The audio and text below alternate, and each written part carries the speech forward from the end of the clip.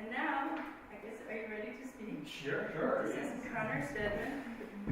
He is an ecological farm planner and the head designer at Appleseed Permaculture. Here's farmer. And glad to be a friend and collaborator with Susie. So thank you so much for organizing this and bringing all these good people together. So hello everyone. Good evening. You made it. Last week we didn't quite make it because of all the questions about the roads, but now we're here. As Sue kindly said, my name is Stedman. I'm an ecological designer and farm planner. I work across the region in New York State and throughout New England and parts beyond. And I'm rather highly focused these days on what the heck to do about climate change, as I imagine many of you are as well. And let's see, I'm interested to know, so who here lives in Rhinecliff? Okay, who here lives in Rhinebeck? Great. Who here lives in Dutchess County? Who here lives on the east side of the Hudson River? I guess everybody. Who's beyond all those places? Somebody on the west side of the river? Yeah, in New Paltz. Okay, very good. Wow, you might be our most distant traveler. That's great. So this group of people can do some big things this year and beyond on this topic. And I want to say a little bit about how I'm thinking about this evening and what I want to invite you all into here, because what I really don't want to do is just give a talk on this and send you home. I have had the great privilege of being influenced by and learning from a number of people in my life who are like totally not messing around, and I would aspire in the times we live in to be one of those people who's totally not messing around. So I actually want to invite everyone to do work tonight, rather than me just give you information. I want you to do the hard work of thinking about your situation and thinking about the relationship between your situation and this situation, because in a minute I'm gonna talk through some of the just broad outlines of this insect and pollinator population collapse situation,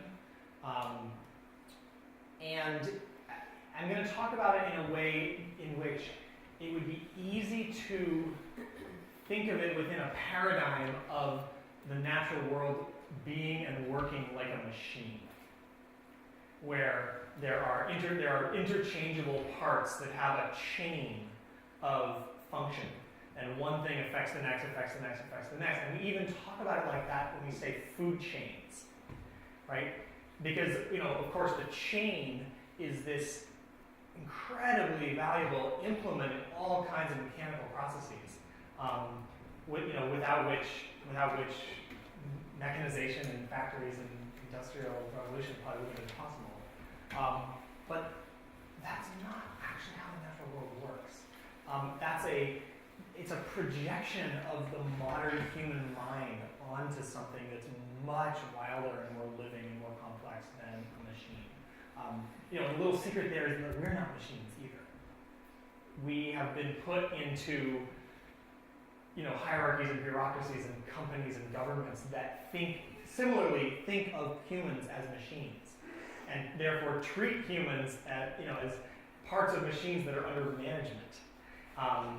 And that is also a non-living paradigm. That's a mechanical paradigm that doesn't really engage with how the world really is. So I'm taking a great risk here I'm about to put up all these statistics and numbers, and it's going to sound like the world is mechanical when I do that, but I just want to have it somewhere in the room, somewhere off on the horizon line, that what we're talking about are living systems. We're talking about living systems that have self-will, that have agency, that have complex self-organization, that have interconnected relationships that have non-linearities to them, and sometimes even sometimes even, tertiary and quaternary and further order effects that can't be predicted from the original conditions, right? So there are ways in which mechanical thinking can be grown and stretched to the point that it can start to glimpse the way that the living Earth works. But we're really hindered by the English language in this, and we're really hindered by modern scientific thinking because it's way higher than that. So, and hopefully that means that some of the responses to the situation can have some of those non-linearities in them. That hopefully it means that small actions placed at just the right points in the landscape, like acupuncture points on the human body, can produce a highly disproportionate effect on what's happening. That's what I'm hoping for. So, when we get to these parts where I'm going to ask for something of you, invite something from you, you can do whatever you want. But the invitation is really to take this seriously and to try on at least what if I were going to decide that this topic matters, and it matters more than just something on a list to check off. Because this is one of the other problems with mechanical thinking, is that if I am a machine, and if the world around me is a machine, then that means that the living parts of that machine can be replaced with dead parts.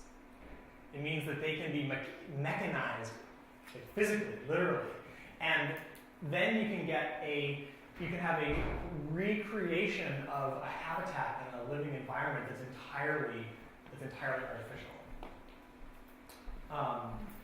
And we even talk about the world that way sometimes when we talk about nature and the environment as abstract things. I know I'm going really heavy into paradigms here, but I think it matters for this because the more real way, the more living way to see this bigger web of complexity that we're surrounded by is it's almost more like a placenta. It's more like this organ that is providing 100% of the nutrient and nourishment and the exact right gas and liquid and nutrient and gradients and exchanges that are needed for the organism to survive, right? So in a certain way, we even have the paradigm of individuality and individualism. I think, therefore I am. Someone as a consumer and citizen and voter and all these individualist identities. But can you even imagine a homesteader on the frontier being able to survive without the U.S. government having just ethnically cleansed the place they're living in, let alone the entire fecund natural world, making it possible for them to live there, right? So this individualism is a real obstacle to thinking about this. And one of those reasons is that this situation is so much bigger than private property lines. It's so much bigger than the edge of my backyard, the edge of my municipal jurisdiction, the edge of my county, the edge of whatever. These animals don't know that those property lines exist. They don't know and couldn't care less about whether we're in Dutchess or Columbia County, right? They're still in that placental situation, and the body, the organ that they are living in is really, really sick. So we have a line to get ourselves across for how to actively repair that body organ. And that's what I want to work on tonight, and that's what I want to lay out. Someone asked a good question about, are we going to be talking about native plants? And we absolutely are. But I need to warn you, I'm not going to focus on individual species of native plants.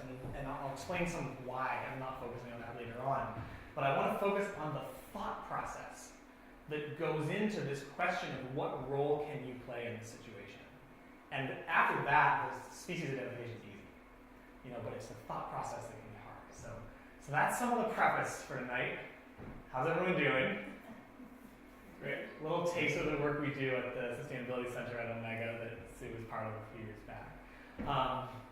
But I think this will be fun. So, what is the situation? You all came out to talk about something, right? Rapid insect population collapse. Very delightful phrase, very heartening and light and frivolous thought. It's really bad. And And I want to give some numbers to that. So somewhere between 40 and 70% of all insect species in the world are rapidly declining in population currently. That's a lot. The average population decline of those species that are declining is somewhere a little bit under 50% since the 1980s. So, that's something on the order of like a quarter of all the insect biomass on Earth has disappeared in the last 30 years. That's a really significant deal. And we're going to give some more contour to this, but I want to just ask you, and I want to pull on and invite out of your minds, why does this matter? Who cares about the bugs going away? What effect could this have? Yeah? Like food chains, that's a great source of food for a whole bunch of different types of animals. Right, so if you picture, and I think food webs is a little bit more of how they work, but if you picture the idea of, because what is the originating source of energy in a food web? The sun. It's the sun, right? It's this it's this giant ball of nuclear fusion that's been going on for 5 billion years and makes everything that we know possible, right? And it's the fact that the Earth spins, right? Instead of being tidally locked with the sun, so that we all parts of the Earth receive the sun's energy. And it's the fact that the Earth has a tilt, so that there's seasonality of summer and winter as well as daily seasonality of night and day. And it's the fact that the Earth has a moon, which means that there's tides and there's all these effects that create the biochemical conditions for life to be here. But all of it depends on that primary energy source of the sun.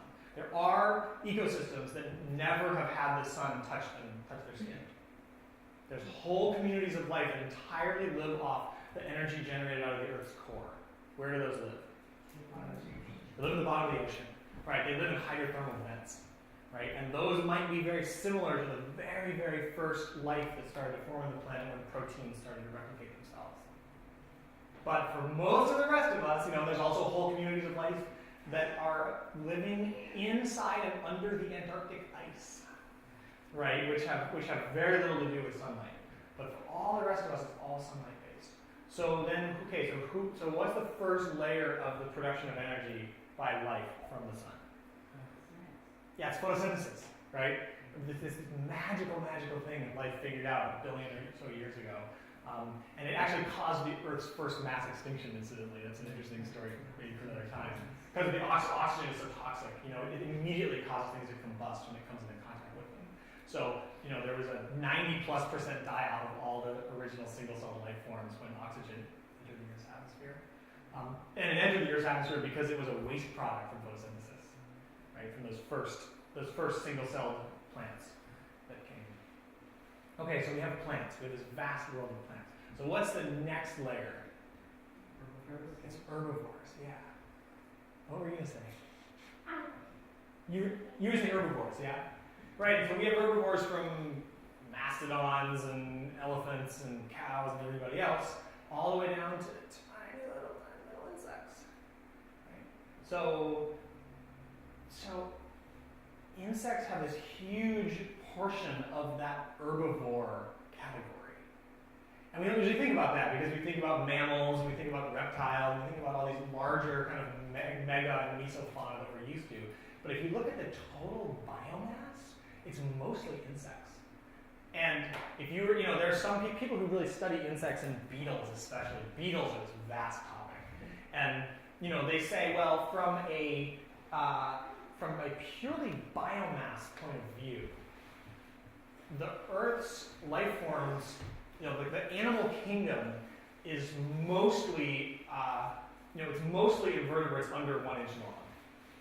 That's most of the species, that's most of the biomass, and then there's sort of this other stuff that happens over here, which we think of as the entire animal kingdom.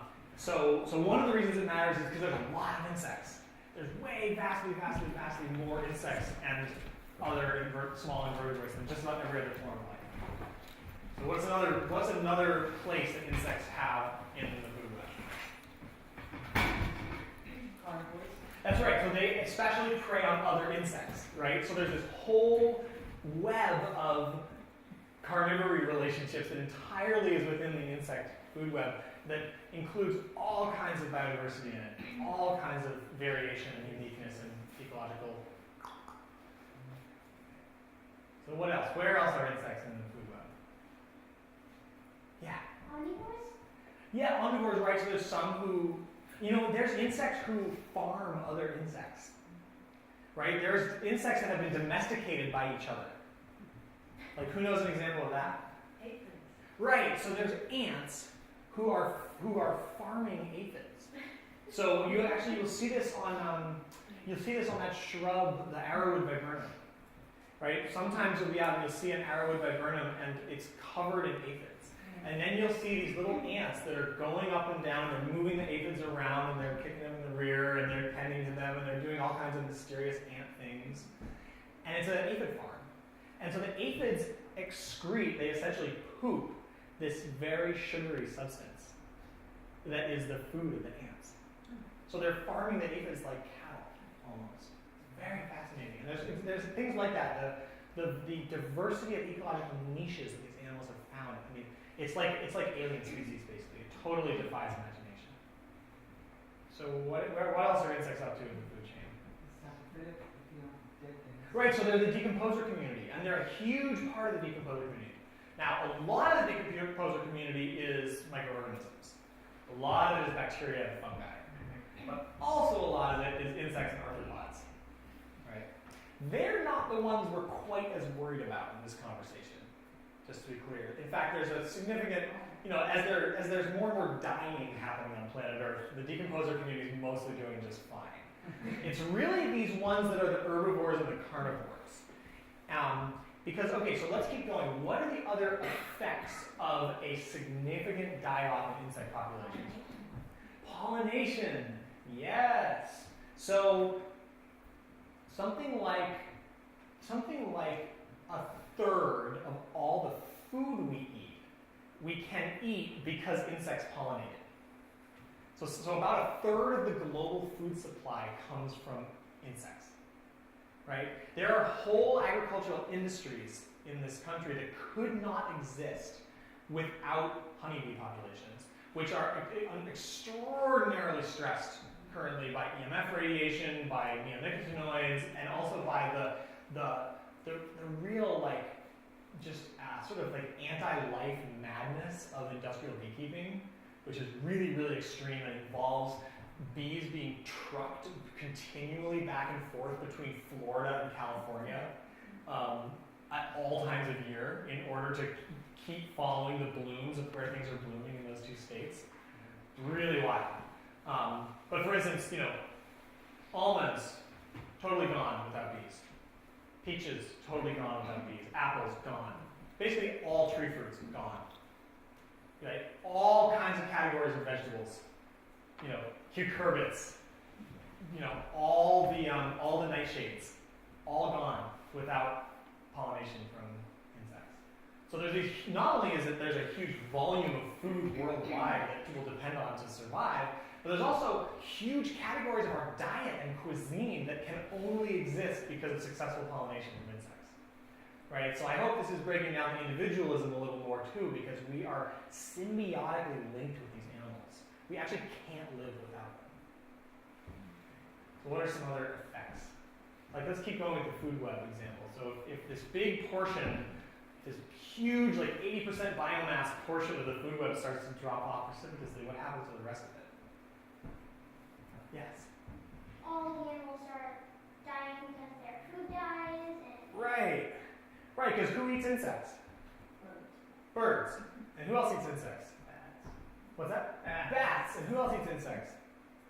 Amphibians. Amphibians. And who else eats insects? Fish. Fish. And who else eats insects? All kinds of mammals. So I hope you have a picture that every other category of the animal kingdom depends on this base of calories and proteins from these animals, right? There was a study in England about looking at songbird populations in farm fields. And what they found is that basically songbird populations have been crashing precipitously at the same kind of rate that insect populations have been crashing even in fields where extensive conservation measures for birds have been put in. So they were ensuring these habitats, they were ensuring that they weren't mowing too early in the season, they were doing all these bird conservation measures, but because the insect population is crashing, the birds are just going right along with them. Right. So hopefully I've scared you enough to think this might matter. But I really, this is a difficult question to study because it's rather difficult to gather data about insect populations. It's easy to gather data about insect occurrence and some qualitative examples of abundance or scarcity, but you need to do a lot of field collection over a long period of time to really have some justifiable numbers about what estimating these populations. So fortunately, there have been some studies a little bit globally, and particularly in a few regions, that tell some of this story. And the meta study of all those studies is basically thinking that insect populations are declining about 2.5% per year worldwide right now. We're going to get to some of why this is, what some of the stressors and causes of this is, but 2.5% per year. In Puerto Rico, this is one of the scariest studies in the whole thing. So in Puerto Rico, in tropical forests, insect biomass is between 4 and 60 times lower, depending on which taxa. So it's not that they're guessing. It's not like we think it's somewhere between 4 and 60 times. We're just throwing it dark. No, all the taxa studied were somewhere between 4 and 60 times lower in their biomass. Taxa is like a genus or a species. It's just a category of life, or a family. Then in the 1970s. That's a big decline. In Germany, there's been a 75% decrease in flying insects in nature preserves since the late 90s, in the last 20 years.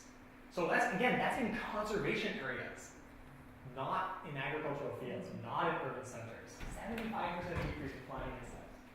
In England, there's been a 60% decrease in butterflies on farmland just since 2000, for less than 20 years. And I think you were probably quite familiar with the decline of the monarch butterfly population, which has declined 90% since 2000 in the Americas. So that's the scale of what we're talking about. It's not one of these little incremental things that we have a lot of time to fix. It's happening really fast. So what it adds up to is this phenomenon that people are starting to talk about as defaunation, which is the widespread disappearance of other forms of life, other than humans and our domesticates, right? And so as we talked about, this actually matters. We're actually not isolated members of a machine system. This will actually affect our lives, and these animals and plants and ecosystems, they have inherent value, totally independent of their utility to us, right? Because that's another utilitarian paradigm, is the idea that things are valuable if they're good for me. No, things were here way before we were here, and they're going to be here way after we're gone. They have an inherent presence on this planet. So why? What's driving rapid insect population collapse? Well, the studies are actually quite clear on this. There's not a lot of ambiguity about the science of why this is happening, and there's basically 3 stressors. So I'm just going to walk through these, and I want you to picture them in your mind as we talk about them. The first and most significant stressor is agricultural poisons. So, in particular, the biggest culprits are these 3 categories of chemicals. Glyphosate is the first one. So what is glyphosate? Roundup. How does glyphosate harm insects? It's a neuropoison. It is, but that's not actually the direct pathway that is harming insects through. So glyphosate is an herbicide, right? And it's a carcinogen, it's a neurotoxin, and it does have a contact effect on insects. But the bigger way glyphosate is harming insects is how? Forage. That's right. They don't have anything to eat. So glyphosate is this broad spectrum herbicide, and when it's applied, all of the forage resource for insects goes away in that area. All the nectar resources, all the symbiotic relationships that the insects have with all those plants, right? So it's carving out this big chunk of the biodiversity of their food source, right? It is toxic and harmful to them directly, but its even bigger effect is its effect on plant communities. Because All these plants, and again, this is where a utilitarian point of view really is limited. Because all these plants that we think of as being weeds, we think of as not having utility for humans, they're actually integral to this whole insect ecology that we're talking about. So glyphosate is one of them. Now the other one you might have heard about is the neonicotinoids. So, and this is really interesting, right? So think about that word. What is neonicotinoids saying? A neonicotine. It's a new nicotine. And of course, what is nicotine from and found in? Tobacco. Right? So this is a mimic and a sort of engineered intensification of the chemicals that are naturally found in tobacco. Right? So, it's really interesting to look at how in industrialism, these plants that have these plants that have had a symbiotic relationship with humans over a very long time period have been extracted out of that symbiosis and essentially enslaved alongside the people who were enslaved. And so you saw it happen with cotton, right? So cotton is highly associated in a lot of people's minds with plantation slavery in this country, and the Caribbean and in Brazil.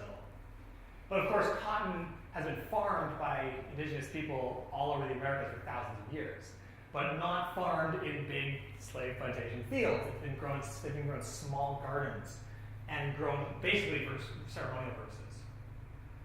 Right? So there's a huge history of cotton spinning and cotton textiles that was almost entirely for ritual in a lot of cultures. And then it got turned into something that was, devouring whole continents and devouring the soil that it was grown on. A very similar process happened with tobacco. Right? So tobacco has this really long symbiotic ritual history all over the Americas. And then it got extracted into an addictive substance, and then chemicals from it got also extracted out into these poisons. So there are very old traditional ecological knowledge farming practices of making short time period, very targeted insecticides using tobacco. But these neonicotinoids are, again, they're broad spectrum toxins in the same way that glyphosate is. And they have all these neurological effects, and they really, really, really mess with insects, especially Hymenoptera, especially bees and wasps. And then fipronil is another category of really toxic pesticides that are used fairly widely. Some of your, if you look at the label of some of your home poisons, everyone has a poison cabinet in their house, I'm sure. But if you look at some of your home poisons, some of those are based on fipronil. So these are just sort of three major categories with a lot of other minor categories. And I've done some reading of the papers on what's in honey. And boy, oh boy, would it make your hair curl. Because, of course, honey is flower nectar. That's what it is. It's concentrated nectar of millions and millions of flowers. Which means that all the things that are sprayed on that landscape end up in the honey. Which is not to scare you away from eating honey, but it's just to point out that there's no real option to be pure currently. Right? It's very, very difficult to have certified organic honey because the bees are foraging over a 2-mile radius. Right? So they're collecting and picking up everything in that environment, and they're effectively everything in that environment. So agricultural poisons are the #1 stressor in these populations, but they're not the only one. Perhaps an even more significant one long term than agricultural poisons is habitat loss. Right? And so, it's related to that image of glyphosate taking out all the forages along a roadside strip. But in particular, what we're talking about is the conversion of wild land to intensive agriculture, and not all agriculture, but specifically mechanized, denaturized agriculture. I live in Western Massachusetts right now, and so there's this gorgeous, gorgeous soil that goes about from Brattleboro, Vermont, down to the Long Island Sound. It's the tobacco growing soil historically. Actually, they grow the cigar wrapping tobacco leaves there, and a lot of that land, for economic reasons and climate change reasons and other things, a lot of that land is growing potatoes for lays currently. So you can be out there in these fields, and every potato plant looks perfect, too perfect. And it looks like sort of this, lab-grown kind of plant, and you look at the soil and you know there's no life in it. There's no insects, there's no earthworms, there's nothing jumping around, there's no other plants. And you just think, like, gosh, this looks like it's being grown on the moon. And then the combine comes through fumigating the whole field with poisons, and you're hiding in the bushes putting a handkerchief over your mouth. But that's the kind of agriculture that we're talking about. And this is, there's tons and tons of studies on the effect of wild biodiversity on converting land, not to diversified farming, not to your messy, complex, organic agriculture, but to this intensive agriculture. And the third one we just mentioned is climate change. So, why does climate change affect insects above and beyond agricultural toxins and habitat loss? Yeah. Well, they're sensitive to temperature changes, they're sensitive to changes in drought conditions. Right. All the same, all obvious. Right, because insects are cold-blooded, right? So they're extremely sensitive. Their biochemistry is extremely sensitive to their surrounding temperature. And often, they can only hatch at certain temperatures. They can only fly within certain temperature ranges. They can only feed under certain conditions. And they also have highly permeable bodies to their environment, similar to amphibians. So they're really indicator species of what's happening in the environment in the same way that amphibians and fish are, because they're breathing in everything. So they're very sensitive to temperature changes, as you said. They're very sensitive to changes in phenology. So what is phenology? It's the state of the changes that plants go through. So when do they bloom? When do they flower? Right, it's the sequencing of things in nature, right? It's the sequencing and calendar position of things, right? So you can do a blooming phenology, which is like, the red maples bloomed on this date, and the sugar maples bloomed on this date, and I saw the lilacs bloom on this date. That phenology is getting really wacky and erratic and less predictable with climate change, and that's really messing insects up. Because they're adapted to have certain things flowering when they hatch.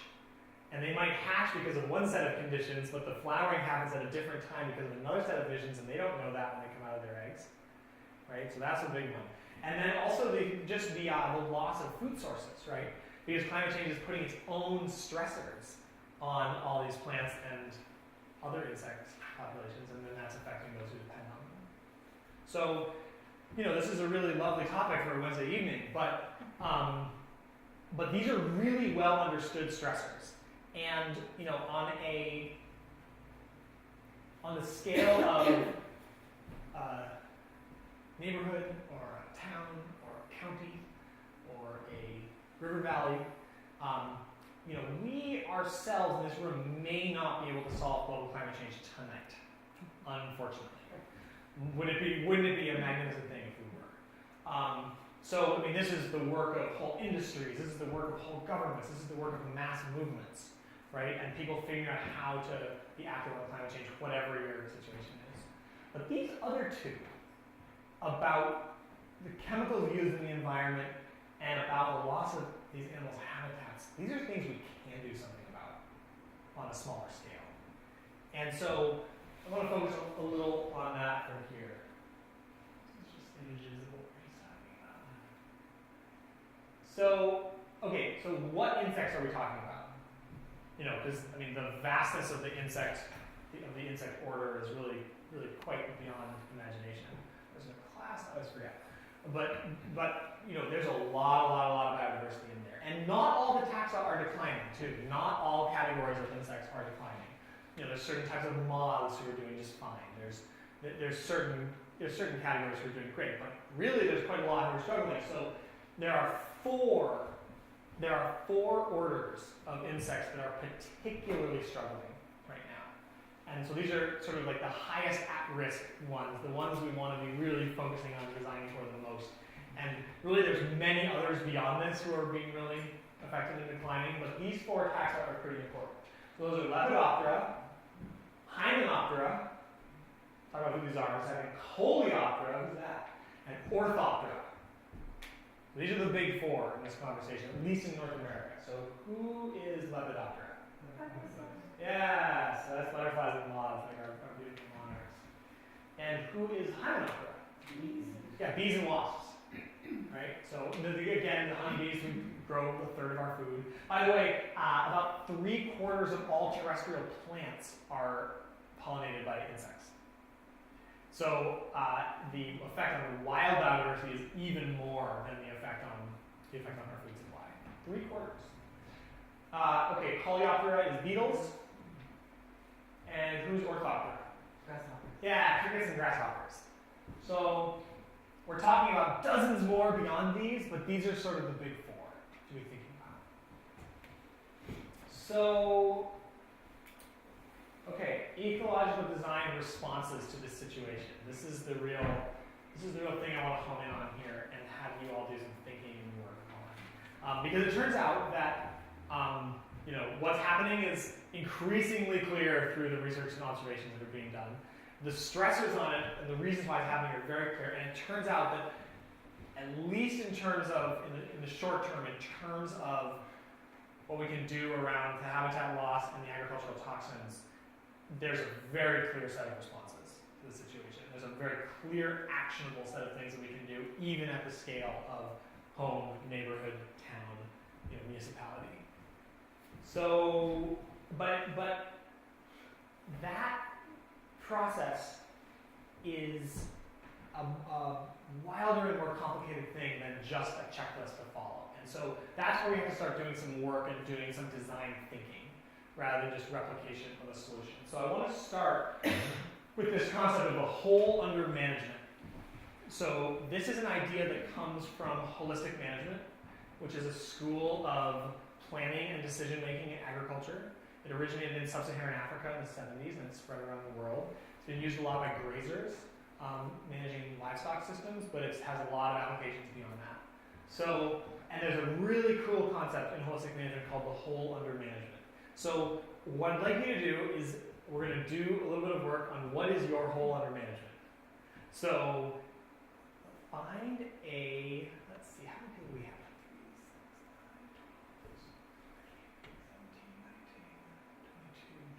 25. Okay, so yeah, let's find a partner. So let's get in pairs. There might be one or two groups of three. So look around, make eye contact with someone near you, find who you're going to work with. If you don't have someone, raise your hand. Raise your hand if you don't have someone. Okay. Now everyone's going to need paper. So who doesn't have paper? All right, so here's some paper. Take one and pass it along, and all the extras will be used, so just pass them back. Now, who doesn't have a pen? All right, here comes some pens. If you're borrowing one, please remember to leave it with the library. It is not mine, it is in the library's. Very generously shared with Sandy. Go.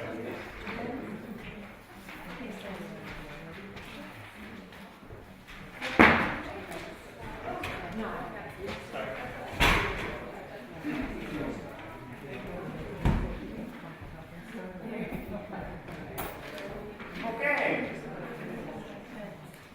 Oh, thank you very much for the extras. Great.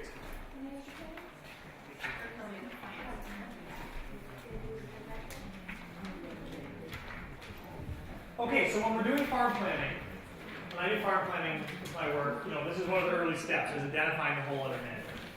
And the question here is, and by whole, what we're referring to is a system. It's a system of components, like a living complexity. So, if you imagine a farm business, the farm business has certain entities, certain systems, certain resources that are under that farm business' direct control or influence. So, what are some of the categories of things you can imagine being in the whole under management for a farm business? Can you say that again? We were talking. Thank you, very, very good. So if you imagine a farm business, maybe think of a specific farm business you have a relationship with in your mind. In the early stages of doing farm planning with that business, I will always ask this question of what is your whole under management? And it's partly a way of understanding what do we have to work with? What do we have to design with? Right? So there are entities, there are resources, there are systems that are directly under the influence or control of that farm business. What are some examples of that? If You think about a farm business. Soil type. What's that? Soil. Yes, right. So the soil management, I can't directly control the soil per se, but the soil management practices I'm using are totally under my control and sphere of influence. Where your water's coming from. Right, well, irrigation. Right, so that's interesting. Most farm properties are not a whole watershed, right? So the farm property, this is a really good example. The farm property will have a water source that is entering the farm from outside of the farm. Yeah, but you could have all kinds of different sources of that water. Yes. A lot of that could be contaminated. It could, that's When right. you have that contamination, let us say, for example, you've got animals and cows going to the water, and then they're picking up the toxins from that water, depending on where the water came from. Right? So what I want you to picture is that the water source, when it enters the farm property, this is a really helpful example, is coming from outside of your whole under management. So you don't have control over it. Right. Once it's in your property, you have management control over what happens to it once it's there. Right? So like seed purchasing and right. how you farm. Exactly. How you farm, where you get your seeds from, all the kind of material of the farm business. Part of the farm business whole under management is its employees, right? The employees and staff and workforce of the farm.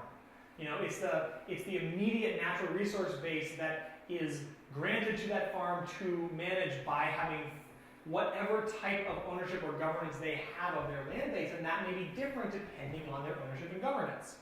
Right? So in this part of the country, if you have what's called fee ownership of a property, there's talk about this bundle of rights, this stack of rights that goes along with property ownership. The forensics of property law is a topic for another time. It has a very interesting history and it's a very disturbing history. But that bundle of rights that's collected together under property ownership includes some things and excludes other things under certain forms of zoning, for instance. So if you're in agricultural zoning, there's things you can do. If you're in industrial zoning, there's things you can and can't do. Different municipalities have their own zoning regulations. There also are certain, regulations regarding water and wildlife and certain forms of pollutants that you're not permitted to do even if you have fee ownership over that land. So you have to really understand legal systems and governance structures in order to know what you can and can't manage. Now, out west of somewhere around the High Plains, water rights do not necessarily travel with fee ownership of a property. Water rights and mineral rights, mining rights, have their own whole system of ownership and governance that's independent of property ownership. So that's this whole other complexity, and that does exist in some places in the Northeast with mining rights. Like there are certain forms of mineral rights that don't necessarily travel with their property, and that's why you do a title search when you're buying a property and all that. So that's a big rabbit hole there, but the point is for you to see that just because something is within your property line as a property owner doesn't necessarily mean it's mine, even from a legal point of view, let alone a cosmological point of view. And if you don't own the land that you're managing, if you're renting or leasing or have some agreement with a long-term trust or entity that owns it, that's a different set of things that are under your management. I think we have the picture for a farm business. There's things that are, there's things that aren't, and sometimes there's a very fine cut between the two. So, who here is a farmer? Okay, great, a few people. So, who here is involved in decision making about some form of land, even if it's your backyard or your patio stack? Okay, so you have a whole other management also. You have, it might be your personal finances, it might be your house and backyard, it might be, it might be the patch of the sidewalk that you've agreed to take care of in your neighborhood association, but you have a whole under management. So what I'd like you to do is take a few minutes with your buddy and identify which entities, resources, and systems are under your direct influence.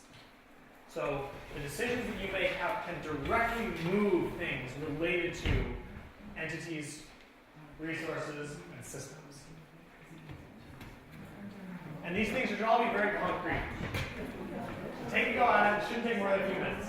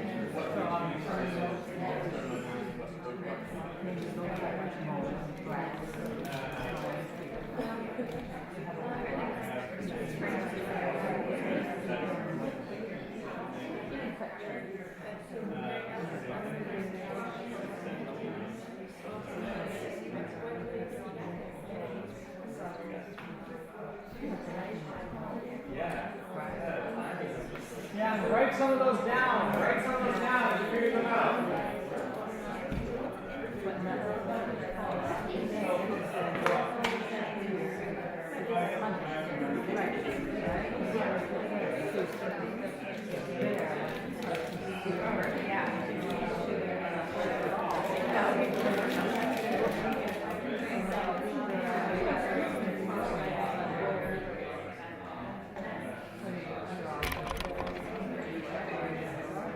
Okay, so now, in that same conversation, I want you to identify at least one or two entities, resources, or systems that are beyond your current whole under management, but that you could influence through organizing with other people.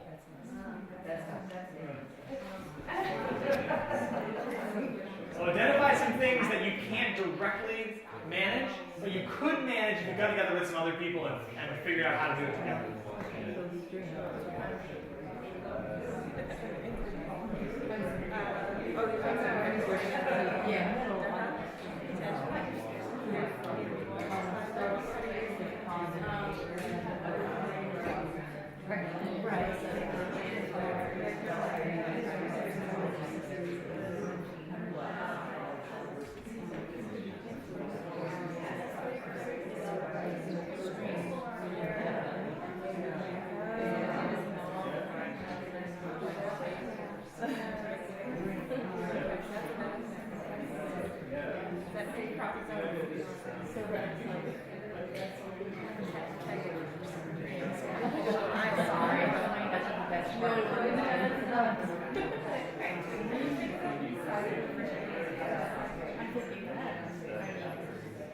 Okay, who's got an example of something beyond your whole under management that you could influence through organizing?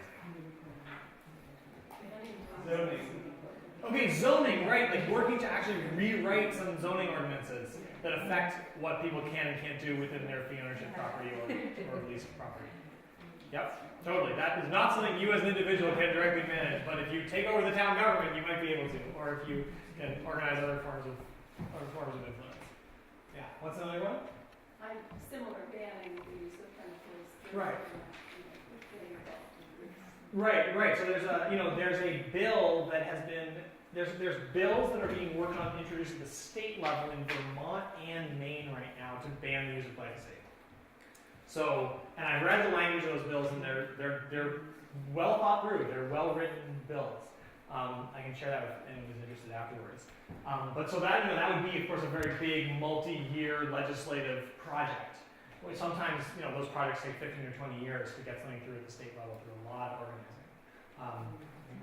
Maybe at the level of a neighborhood association, or maybe at the level of under these conditions, or only in these amounts. What's another example? Something beyond your whole under management that you could nevertheless organize to influence. Yeah. Watershed protection groups are really popular. Right, yeah. And what's a concrete example of what a group like that could do? If you were part of one. Like trash cleanups, just going through stream beds, making sure you're taking out any kind of debris and stuff like that. Yeah, that's a beautiful example. Right, like I myself, like what a monumental thing to clean up a whole stream corridor, but getting 20 people together to do it, and then having a lot of fun and eating hot dogs while you do it, that could be great. Yeah. I just want to keep going with this example because, so for instance, down in Maryland, there's a big amount of attention on Chesapeake Bay cleanup. Some of you probably know. And what is one of the big pollutants going into the Chesapeake Bay? Oh, there's a lot of chicken farms, nitrogen. Exactly, nitrogen and phosphorus.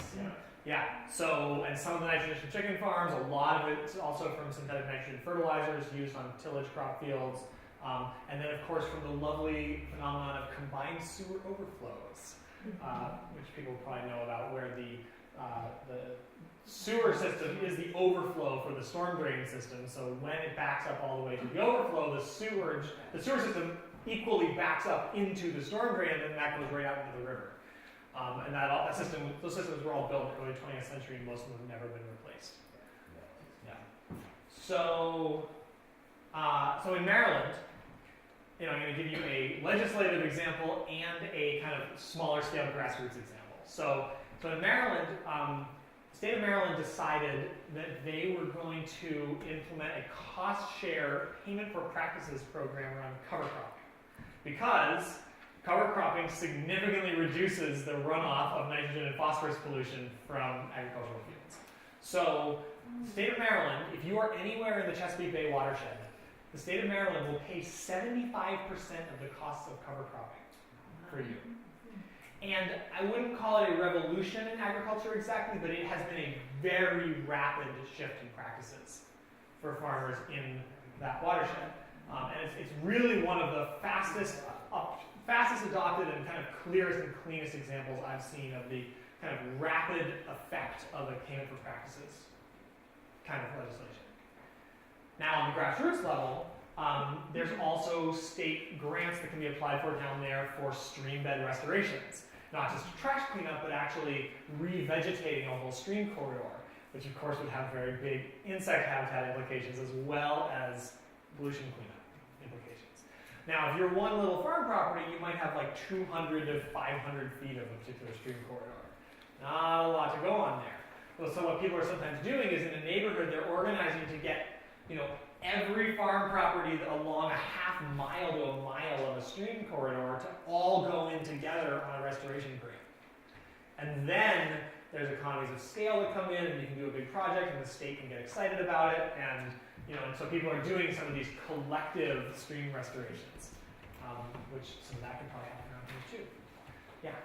I was thinking also something more in a lot of what you're doing right now, an educational group that can help educate people within a community as well of what kind of organic practices could be best utilized by the whole community, whether it's everything from organic composting to raising crops, and fertilization and pesticides.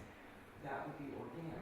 Right, and the design of that might involve looking at what are some of people's biggest objections and resistances to stopping using Roundup, and then we could look at those sort of surgically and figure out what are specific alternatives and then design it so people can go see and interact with and handle the specific alternatives so it becomes real, right? Just in terms of the some of how people integrate things, yeah. Okay. Anyone else have a radically different and interesting example of something beyond your whole under management? The money to What's that? The money to implement, raising money for this. Okay, right. Much more effective. Was it lawyers on your side? Let's raise some Much money. more effective as a group rather than as an individual, right? And that's why people form nonprofits. That's why people form associations. Yeah. Okay. So, so let me ask you this, because I want you to think about this, because this is relevant for organizing as well. Why am I doing this right now? Why am I asking these questions about your whole under management and what lies beyond it? You want us to do that. Well, right, because I want you to do stuff, right? I want all of us to do stuff. But what is the relationship between doing this and you being in a position to do stuff? Empowerment or responsibility. Vision. Okay, yeah, I can see all those components. So they might be different for each person, right? Like you might feel a lot of will and motivation and responsibility towards one thing, and someone else might feel it about another thing. Yeah. Part of why I'm doing this is to make it concrete, right? Because a lot of presentations end up being abstract because they're not being applied. So part of why we're doing work here is so that you apply it in your mind related to your actual life now. And there's more of a living thing to follow up on when you leave here. I just wanted to make that visible because I think that's a principle that's related to both organizing and education, is making things concrete rather than abstract. Making things relevant to the individual people who are there. So we're going to come back and circle back and run around that. So in another form of concretizing, because we're talking about ecological design, we have to talk about place. We have to talk about where we are. So here's a couple of views on where we are. Where are we? Yeah, look at that beautiful river. And we're rather zoomed in. There's actually a lot of rivers here. Yeah, look at all those rivers. So so who is this one? The Rondout. Is that the Langston? That's right, that's the Rondout. Yeah. That's the Rondout, above the point where the Wallkill joins the Rondout. Right? Because the Rondout and Wallkill merge in Rosendale and then continue on and empty into, just across the river over there in the Rondout neighborhood of Kingston. Okay, so who's this one up here? That's the Esopus. That's right. Yeah, so for that stretch of the Esopus where it feels like you're still in the Rondout Valley, but you've actually jumped watersheds. And what does the Esopus drain? Catskills. Yeah, so the Catskills, right? The Catskills are this ancient giant delta. There's this enormous plateau of sediments that was eroded out of the ancient Tectonic mountains into a shallow sea, and then was lithified. And that's why when you cross the bridge into Kingston, you can see those those horizontal lines on the side of the face of the Catskills there. Those are the sedimentary lines that are still visible on the mountainside from all those layers being laid down. It's all sedimentary rock. And so, like a sand delta in modern times, if you have a flat plateau of sand, it'll start to erode from the edges, but also out the middle. And so, the Catskill Plateau was dissected and bisected by all these erosion channels that formed all these rivers coming out of it radially, but the one coming out of the middle is the Esopus. So the Esopus drains the entire central geography of the Catskills. And there's actually a place up there near the headwaters of the Esopus where there was a meteor strike 30 million years ago. And you can see it on certain topographic maps. You can see the rim of the crater of the meteor strike that's still visible there if you know what you're looking for. Just to make you excited about where we are. Hopefully. So, of course, here's this big, amazing Hudson or Mahicanatuck or Kahatokia River, different names by different people. And now what's going on with her relationship to the ocean right here at this point? Yeah, it's estuary, but is it brackish or freshwater at this point in the river? It's fresh. Right, so the brackish water runs out around West Point in the highlands. And then fresh, but still tidal. So north of here, there are these amazingly unique ecosystems along the river's edge of freshwater tidal marshes and swamps. You go into some of them, they're so wild because they have a 4-foot tidal elevation change of water every day. Like deep inland in some places. It's really amazing. And of course, this is an uninterrupted connection to the ocean from Manhattan Harbor all the way to Troy, where the geologic break happens, and both Cohoes Falls along the Mohawk River a little west of there, and then in the break in the Hudson itself, the first waterfall. So really, this is an extension of the Atlantic Ocean that we're next to. Right, and so then I like the difference. You've got these western lands that have all these rivers flowing through them, and then these eastern lands that have a different character to them. So what are some things that you notice about this side of the river? What's particular about here? On that photo compared to the other side, it's less urban. It's much less urban, yeah. You got Kingston and Port Ewing over there, and It's like more farming land as well. very different. Yeah, a lot of agriculture. That's interesting. More lakes. Yeah, look at these lakes. All right, check out these lakes. And I want to point out this string of lakes in particular. What's the deal with this? It is glacier related in a particular way. So what are these lakes?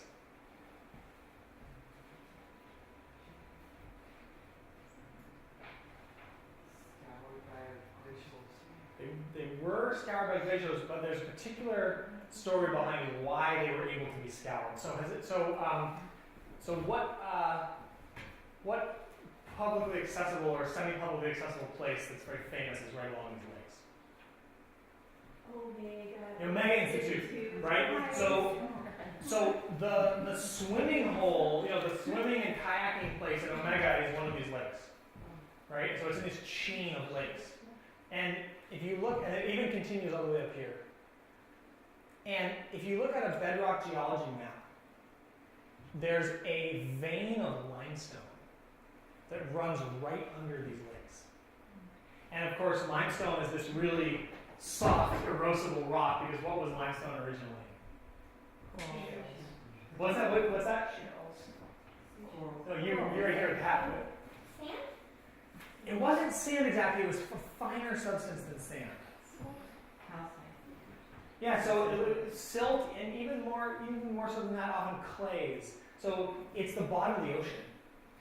It's that muck and clay and accumulation at the bottom of the ocean, whereas zooplankton and phytoplankton are constantly dying and being rebirthed and reproducing, there's this snowfall of billions and billions and billions of ocean microorganisms that join in with the accumulation of muck and clay sediments in the bottom. And that snowfall includes the skeletons of zooplankton. So what is a zooplankton?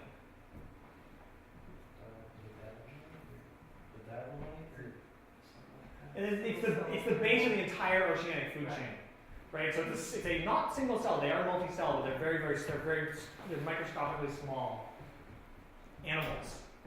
And then the phytoplankton are the microscopically small plants, right? So this is one of the things that the smallest fish are feeding on, that then the bigger fish feed on them, and it accumulates up. But the zooplankton have exoskeletons, like an arthropod, and they manufacture them out of seawater. They're basically like a very, very tiny clam, or a very tiny shrimp. And those exoskeletons are made out of calcium carbonate.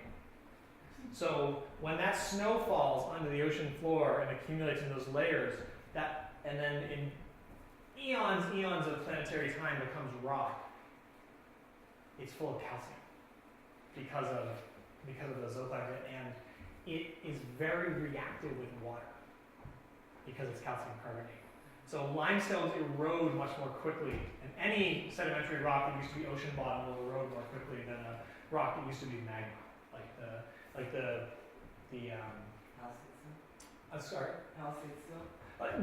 that, and like the granites further north, all the Adirondacks made out of igneous granite, and like the quartzite cap rock on the Shawangos.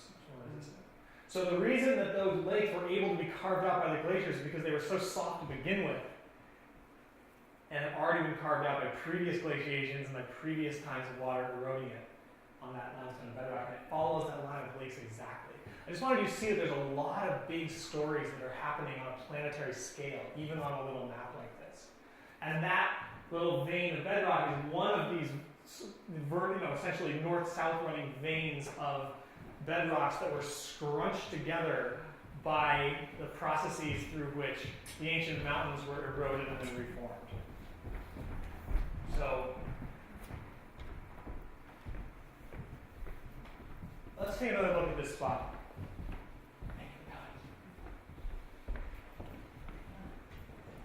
So this is another way of looking at a place, is the waterways. Right? So who can see where they live on this map? Does anyone want to take a stab at coming up and pointing out where you live? You're off the map, okay. What about you? Somebody else?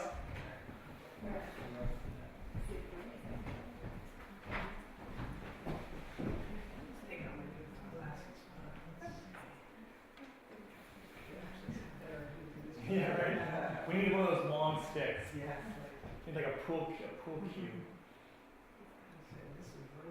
Yeah, that's Rhinecliff, yeah.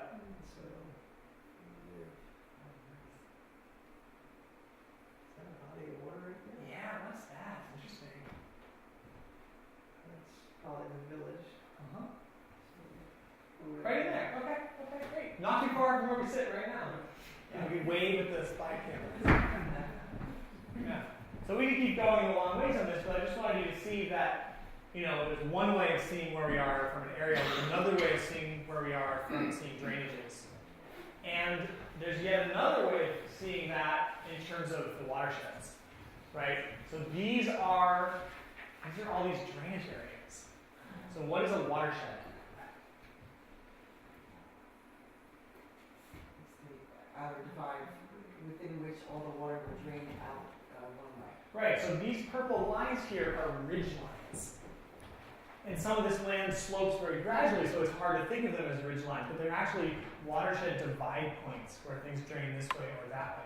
And part of the reason that I'm showing you this place from this perspective is because these watersheds are part of how ecosystems organize themselves.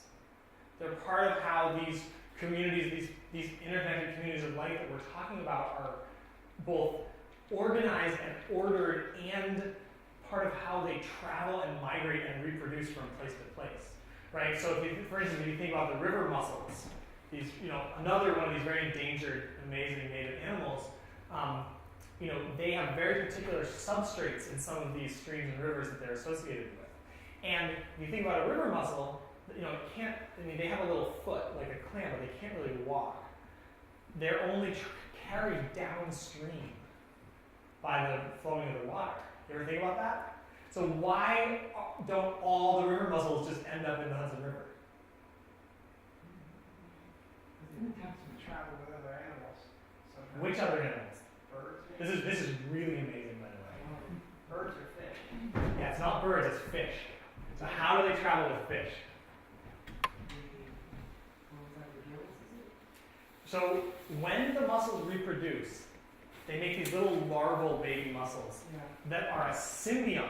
They're essentially a parasite on certain species of minnows. So, and each species of mussel has its own symbiotic minnow.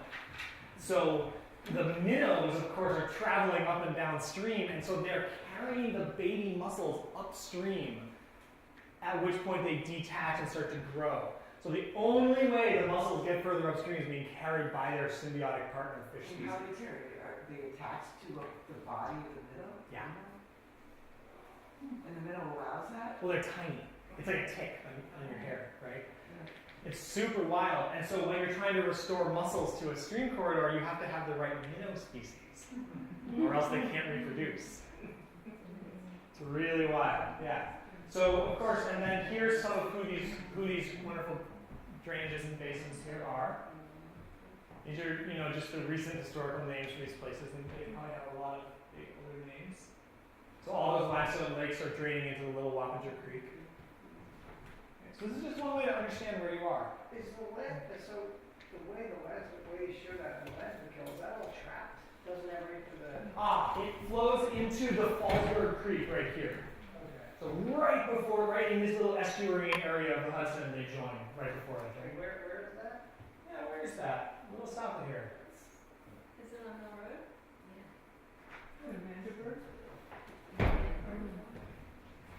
But part of why I wanted you to take a look at this is because this is another way of thinking about where we live.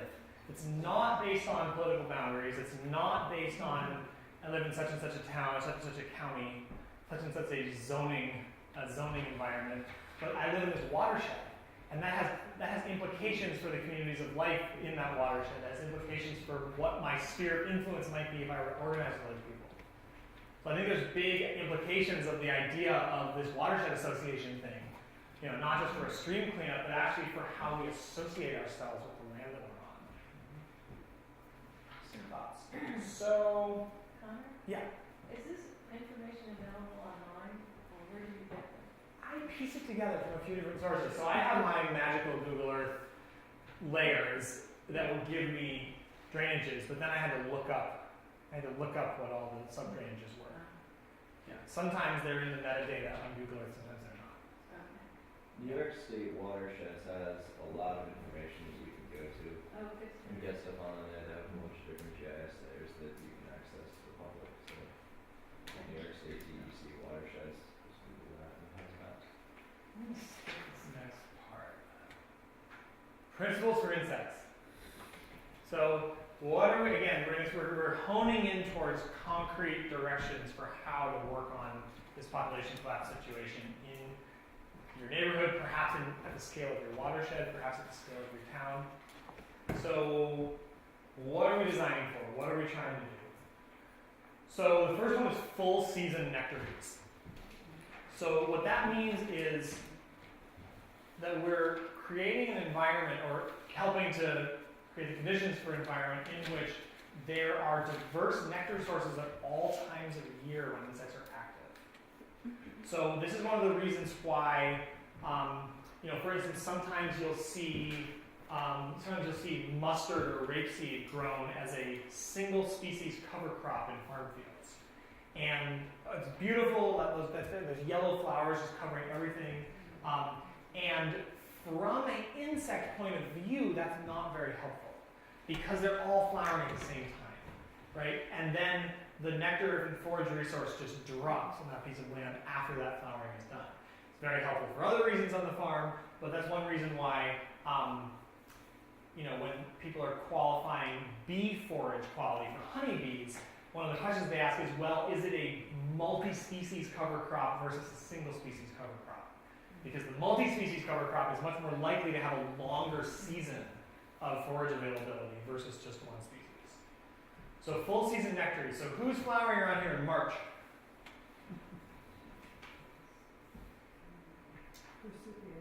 Forsythia, okay. Did you have some trees? Yeah, starting? Forsythia, and who else? Did you have trees starting? Yeah, there's some trees that start to flower in March, like who? Maple. Yeah, the willows do. The willows are mostly wind pollinated, but you do see some early insects visiting them. Maple. Yeah, red maples. So there's a grad student at Cornell who was studying this recently, and she was trying to study the number of flowers on a single red maple tree.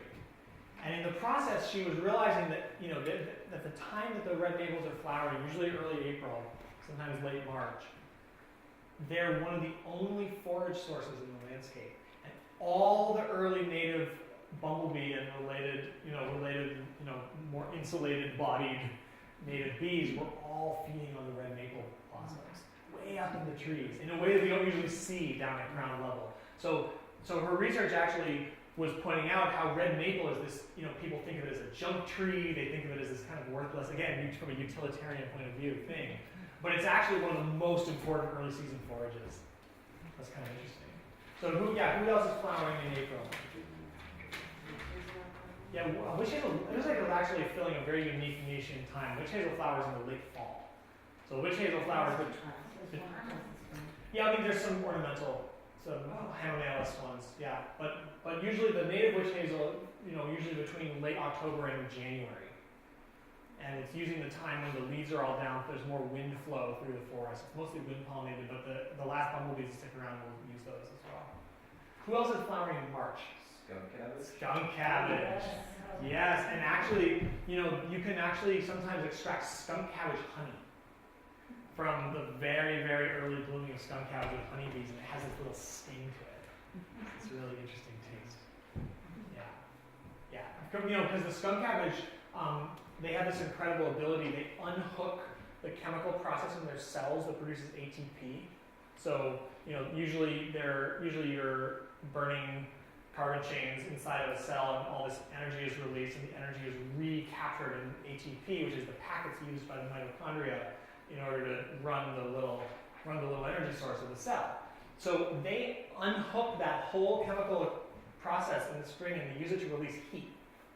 So they can generate heat between 45 and 80 degrees Fahrenheit. And they use that to melt through ice. So that's why sometimes you'll see the little spears of the early skunk cabbage leaves coming up through the ice with a little melted ring around them. They actually have a heat source inside them, even though they're a plant. It's totally wild. Yeah. Okay, so full season nectaries, right? So all the way from those early March, April plants we're talking about, all the way to what are some of the, of course, there's so much blooming between May and July, but what are some of the late season nectaries that are really important? Witch hazel, yeah, very late in the forest, absolutely. What else? Asters. Yeah, all those fall asters. The New England wood aster, the purple aster, there's all those late season. What's that? Yeah, goldenrod is a really big nectar source late in the year. Your argument is sort of done. Yeah, sort of done by then. Yeah.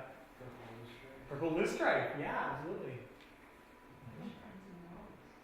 What's that? Yeah. Okay, so part of the work of this is to keep our eyes open to the phenology, right? Because I could give you a list, but it won't be quite right for Rhinebeck. It won't be quite right for this landscape. Part of the figuring out is figuring out who are the nectar sources at what times of year here. Do you consider things like overripe pears that the bees feed on to be part of the nectary, or is that? They are in a way, yeah. So the fruit resources later on in the year are definitely a sugar source for certain insects, but there's plenty who don't eat that at all. They're very specialized to them. I got a lot of bees in my pear tree. A lot of these are good, absolutely, yeah. So full season nectar is one of the things. So another thing is about all color spectra. This is really important and it's easy to skip, right? So why is all color spectra important? Because insects see different colors. Yes, right. So their eye biology is different, right? So the insect group is filled with ones who see this and ones who see that, and there's a lot of them who see colors that we can't see. So bees, for instance, see in ultraviolet. So when white flowers are often have complex patterning in the ultraviolet spectrum that our eyes are not capable of perceiving. But they're like gorgeous, beautiful, attractive landing strips for bees, right? So bees and wasps tend to see on the cool end / ultraviolet end of the light spectrum, and then and then there are hummingbirds. They're not insects per se, but hummingbirds and certain butterflies and some other ones who see on the infrared side of the color spectrum, on the hot side, oranges and reds and yellows, and again, infrared colors that our eyes can't see, right? So you want to cover that whole color spectrum so that everybody with their different eyes is co-evolved with some nectar source there, right? So that's, of course, very compatible with having a beautiful landscape and having a lot of native diversity. But it's important to mention because as important as honeybees are, they tend to dominate this conversation about insect collapse because of a utilitarian perspective about needing them for agriculture. And there's all these other native insects that are having, just as precipitous, if not more, declines than the honeybees are.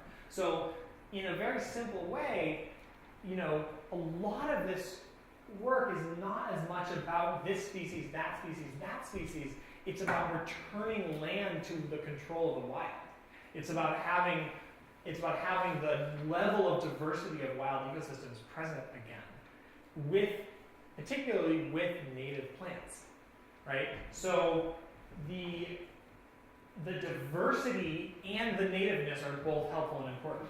And what I want to point out about that is, particularly in the realm of butterflies and moths, and also many wasp species, there's one species of plant that is the particular host and nectar source for that animal.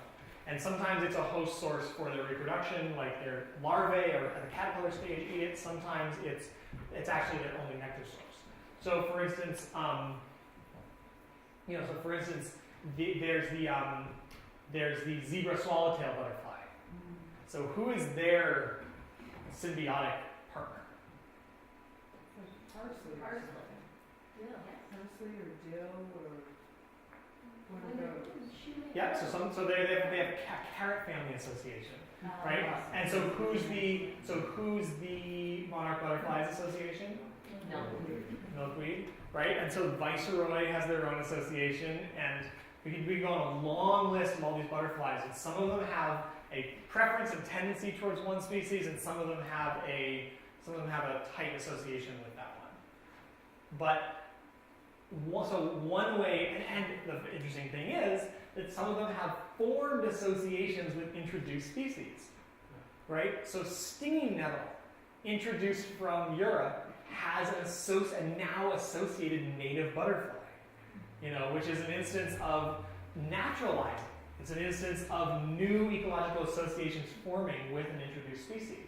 And on the long run, that'll probably happen too with some of these ones that people wish weren't here right now.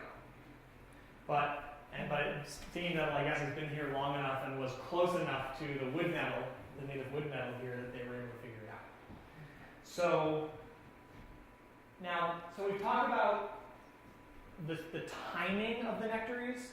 We've talked about the color spectra of the nectaries, and we've talked about the diversity and the predominantly nativeness of the both nectaries and kind of the symbiotically associated host plant. So yeah. I got another one. Quantitatively, you need sort of large tracts. Right, that's actually the very next thing we're talking about. You're right on, you're right on. So then the next thing is spatial, right? So it's how are these things laid out? And there's three ways to think about this. One of them is patches. So clumps and patches and little refugia of those nectar and plant sources. And one of them is in strips. So essentially forming a corridor that insects can travel along, or a buffer between one area where there's no forage and another. And then the third one is about larger blocks, and it's about assembling larger areas where there are forage and associated resources. Right? Yes? Okay, so I'm looking at it in a broader sense, and this might be a way for people to work together too. Yeah, right? For example, you have your yard, your neighbor has their yard, and all those kind of things. But in your little yard, maybe you're not going to get a larger block throughout the landscape.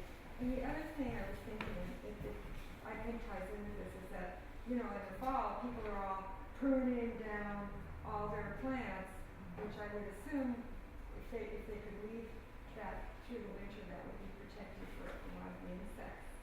Yeah, thank you for bringing that up. So there are there are kind of like not currently living resources for some of these insects too. For instance, a lot of native ground nesting bees nest in little patches of bare sand, little patches of bare mineral soil. Now usually, for a lot of reasons in the agricultural and residential landscape, we don't want bare soil because of erosion and because we want to be maximizing photosynthesis for the carbon cycle and all kinds of things like that. But having a few little places where those sand nesting ground bees can inhabit is a good thing. Similarly, like you said, the dead stalks of last year's herbaceous plants, especially the tough, semi-woody herbaceous biennials, those dead stalks are the overwintering sites for a lot of insects. So, deadheading some of those plants for seeds rather than cutting them all the way to the ground leaves the stalk as winter habitat. So I'm glad you brought that up. Yeah. So yes. So when you're talking about these patches or strips, what kind of dimensions are you talking? Well, it could be very small or it could be very large. And we're going to talk about that a little bit next, some of the land use approaches. So and then the last thing, this is really simple, like really reducing or eliminating the use of agricultural and horticultural poisons in the landscape. Because this is one of the places where what happens on a particular property doesn't stay on that property. It affects the traveling of these animal populations much beyond that. And the power of poisons is a really wild thing to think about. Like the power and control that it gives people to decide what lives and what dies very quickly is maybe a power that we have to give up. And maybe a situation where we have to actually exert a little more work and force, or think about how to affect populations of plants in different ways. So, for instance, one of the reasons why glyphosate is so powerful is because it allows you to manage the weed population on a large scale in tillage agriculture, and so the organic alternatives to that sometimes involve different equipment, such as doing light surface cultivation instead of glyphosate, and they sometimes involve doing more complex use of cover cropping, where you're undersowing the cover crop prior to harvesting your main crop, so there's an existing cover crop layer that's ready to grow once the main crop is cut. And they also are about managing the weed seed bank over the long term to shift the seed bank away from the plants that are particularly weedy. Yeah. What are your thoughts in terms of herbicide application and invasive species management? Yeah. Okay. So a couple Might things. be getting into something you don't. No. I mean, it's. Let me say a few things about that. What we have seen so far in terms of introduced plant species is a tiny fraction of what's coming. And I just want people to really internalize that reality. Because there's no scenario under which we are going back to 20th century temperatures and weather at any time in the rest of our lives. The most wildly optimistic scenarios for climate change mitigation do not have us returning to the 20th century. So we ain't seen nothing yet in terms of introduced species and the movement of species and the change in what we consider normal. So the questions that I would ask, and I was having this conversation with someone, like Eastern Massachusetts is one of the sort of like heartlands of a preservationist approach to conservation.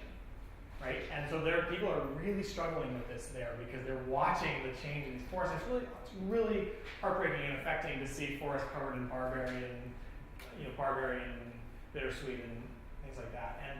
And I was talking to this woman and we hit this point in the conversation where she let out this big sigh and she said, "We're never getting rid of them, are we?" And I said, "No, I don't think we are."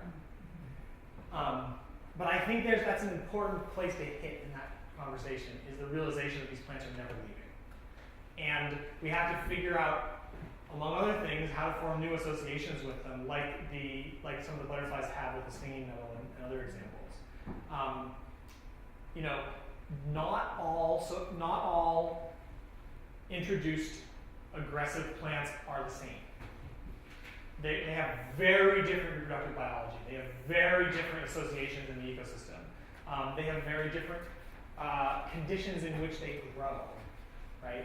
So I think there's an ordering of priority of who is really detrimentally affecting the biodiversity's ability to persist, who's really detrimentally affecting agriculture or forestry or other things we're trying to do, and who is kind of seeming to be naturalizing in a way that's fitting into the web of life here rather than taking it over.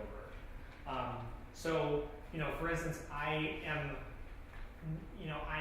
really unconvinced that it's worthwhile to try to remove autumn olive from those places. Its dispersal is mostly associated with disturbed soils, and soil disturbance is something that we can control. It is a nitrogen fixer, and it's adapted to these degraded sites and is participating in some way in their repair. Now, on the other hand, the tree of heaven has an association with an introduced insect called the spotted lanternfly, which is an aggressive defoliator of a bunch of different things. And that association hasn't quite reached most of these areas yet, but it's coming from further south. It's happening a lot in Kentucky and parts of southern Ohio right now. And that's an association that we might want to slow down as much as we can in terms of just its effect on the overall ecosystem. So the research on glyphosate as a carcinogen, as a persistent chemical, its effect on aquatic organisms and aquatic food chains is really strong. And I think that there's almost always better options if you decide you have to remove something from the landscape, including through animals, right? So, some of my work in agroforestry is about, asking a bunch of these land management questions all together, integrated with each other. And one of the solutions that's emerged out of that is, we have a lot of these forest types that are filled with bittersweet and honeysuckle and barberry and all those other things, and they're often adjacent to farm fields. And if a farm business is trying to grow their amount of grass in production, there's ways to convert those forests to a silvopasture rather than just cut them all down. And so you retain the carbon in the trees, you give the animals shade, and the animals do the work of eating those shrubs. And especially if it's small ruminants, goats and sheep, who are browsers as well as grazers, Because then the animals are doing the ongoing vegetation management instead of you having to either use poisons or do it forever manually. So I think that's one of the examples of like some of the kind of, there is a third option out there possibilities. And I've seen people say I painted Roundup on such and such a stump and it made a huge difference and enabled the whole thing to move forward, and I certainly wouldn't begrudge them that. But I think you have to think about it kind of systemically to decide whether that's a good idea for your situation or not. Is that helpful? Yeah. Let's talk about a few land use practices and then let's have you work on your situations. So a lot of these things are familiar from conservation practices, from organic agriculture, but I really want to start with these banks and buffers and hedgerows and corridors, because we're going to go for about 20 more minutes too, for folks who are getting tired. The industrial agriculture it's understandable why it's happened, because of capitalism and because of desire to feed people and commodity chains and all these things. But one of the effects of it has been a radical simplification of landscapes. It's been a removing of the messiness. It's been a removing of the edges. It's been a removing of the hedgerows and corridors between places. But those are where all the remaining insect food resources are, is on those seemingly wasted spaces, right? And so especially as we have increases in rainfall and more flooding concerns and more erratic storms, and also we have, the degradation of land from overgrazing and overcropping, we increasingly have land that's marginal for agriculture, but it is not marginal for native insects, right? And so the kind of deliberate returning of that land to wild biodiversity in a bunch of different ways, which doesn't have to be always taking it out of agricultural production, but it can be allowing a wider diversity of life forms to live there. And it sometimes can be done as a form of conservation practice that it's difficult to get, and we're working on trying to increase NRCS's funding, but there are sometimes funding sources for these conservation reserves and especially riparian buffer installations. What can I say with NRCS is? Natural Resource Conservation Service. It is the Soil and Water Conservation Agency within USDA. It is a beautiful, messy, imperfect, essential body organ of the government. And if you're ever talking to a U.S. senator or congressperson, please ask them to fully fund NRCS. Because as frustrating and limited as their mission and scope of services is, they have done so much for natural resource conservation in the last 50, 60 years. And we really don't want that to go away. So we want to make it stronger and give it a better mission and have it to be working on stuff like this rather than just trying to fix nutrient pollution, in a non-point source way. Banks, buffers, hedgerows, corridors, a lot of ways to think about this. This is the arena in which a lot of that full season nectary, full color spectrum nectary, diversity of native plant life can happen. Tree-based agriculture is another component here. So this is a diversified orchard production system. This is a silvopasture system like we were speaking about. But the more layers of potentially flowering things you can have in a landscape, the more of a nectary resource and also a kind of symbiosis resource for wasps who are identified with parasitizing certain insects who are feeding on the food source from certain trees. There was research in Colombia on some of these silvopasture systems, and they were looking at the very intensive silvopasture systems where you have an overstory of trees, you have an understory of fodder trees, and then you have the grasses and forages. And the insect and bird diversity in those systems was so high because it was simplified from a wild ecosystem, but there was enough complexity in it that there was all these niches for native animals. In annual agriculture, the cover cropping and improved grazing practices really make a difference. And so diversified cover cropping, so multi-species cover cropping and well-managed pasture are both considered excellent honeybee forage because of the seasonality and range and diversity of nectar sources that can be found there. So even though it might look like there's not a lot going on, the insect life that those organic systems support is really high. rain gardens. So we had a big, who was here in the last one of these in this series? We went big on rain gardens. So this is another one of these big design win-wins. So we talked about the combined sewer overflows and the fact that as climate change is bringing increased precipitation in this region and an increase in large storm events, large rainfall events in all seasons, the stress on these old combined stormwater and sewer systems is going to grow and grow and grow. And as someone rightly said earlier, they're just mind-bogglingly expensive to replace and redesign, and it probably won't happen for a while, if ever. So one thing we have to do is reduce the amount of water going into storm drains.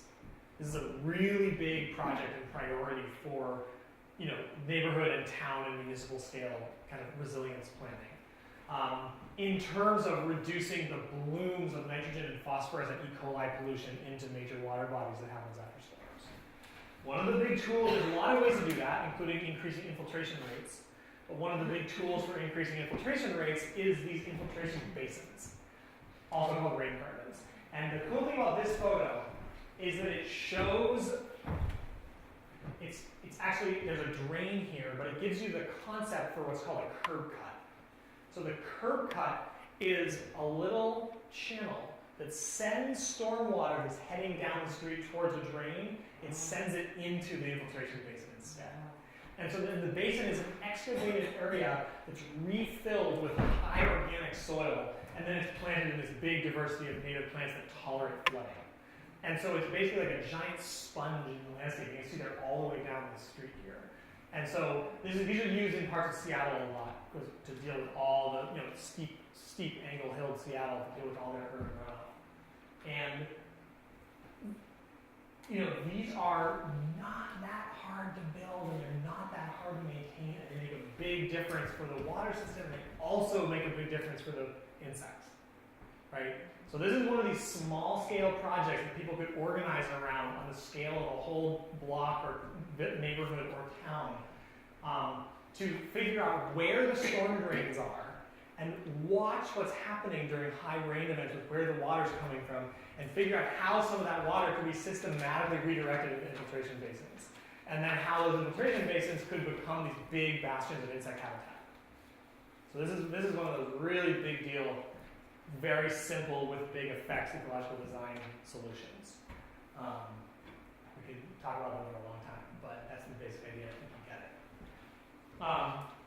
You know, another one is the restoration of ecosystems, you know, which often is a project that's undertaken after some disturbance. You know, so for instance, like with mountaintop removal mines in Appalachia, you know, there have been post-mining, interventions where they're restoring elk herds and the environments that support elk herds there.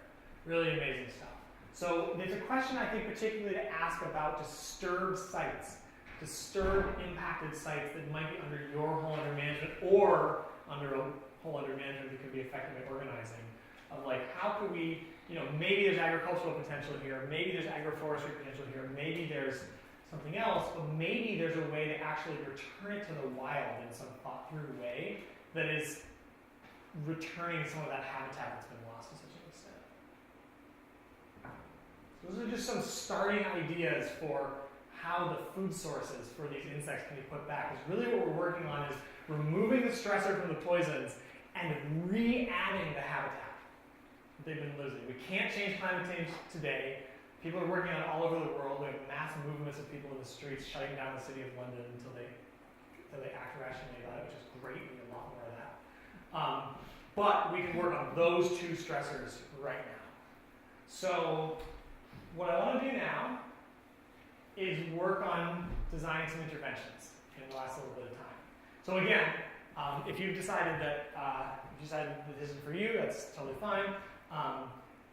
But I'd like to invite you to at least consider taking this seriously, at least for the next 15 minutes. And really wrap your mind around, if I was going to intervene in this system we're talking about, if I was going to exert some of my life energy to make something happen around insect and pollinator habitat, or around reducing the use of agricultural toxins, or any of the stuff we've talked about, how would I do that? Where in my whole under management, where in my sphere of influence could I do something now? And where is there something just beyond my sphere of influence that I can see that's within reach that I could work with someone else on? Okay, so I want to encourage you to identify one land use intervention you can undertake this year that is either you can directly do it yourself or you can get together with someone else and you figure you can probably pull it off with someone else. So, get back into pairs. We'll do pairs instead of threes. Get back into your same pairs or find someone new if they left. And see if you can come up with one thing you can take on this year.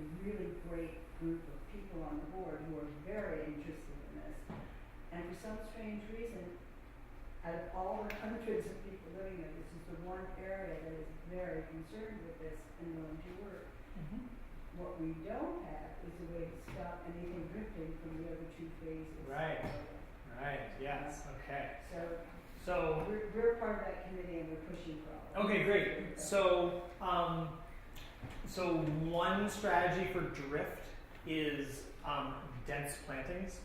So if you can get a dense shrub or tree planting as a shield, that can actually, because a lot of it's particulate drift, right? So if you just have a physical way to capture it, you can use kind of very like sturdy, tough trees and shrubs to do that.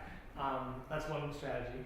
So and then a question you can focus on number C here. A is related to a slide I didn't show, and B we've already been talking about. But C is what do you need to learn next in order to figure out how to begin?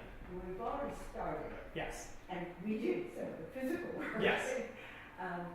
And what we just have to do is continue to increase our. We have to get the word out more and more. Cool. More being there. And what do you have to learn next in order to figure out how to get the word out? Well, first of all, we're trying to figure out the plantings because we started out to do that. Yeah. That's our next immediate task. And do you have a research question that is at the top of your list around those plantings? we have somebody who's an expert in this, who's going to meet with us. Okay, great. So that's our first step. Okay, great. Yeah. Lovely. And then we have to find the source of these. Yes, but it all sounds very actionable. Yeah, we're just very excited. That's very exciting. Yes. Okay. Who's got another one? Come on, you guys.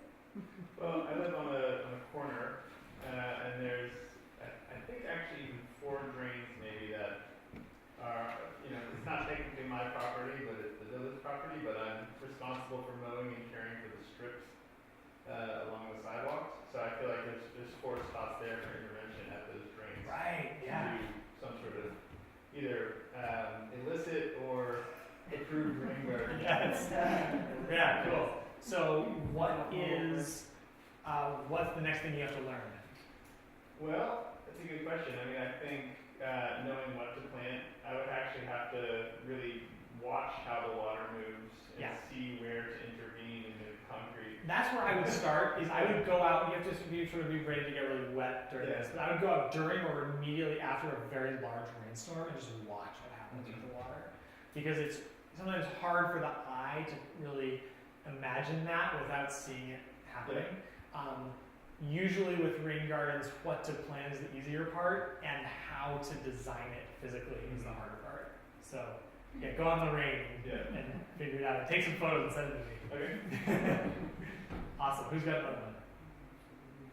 Sometimes my students help me to plant some seeds of native perennials.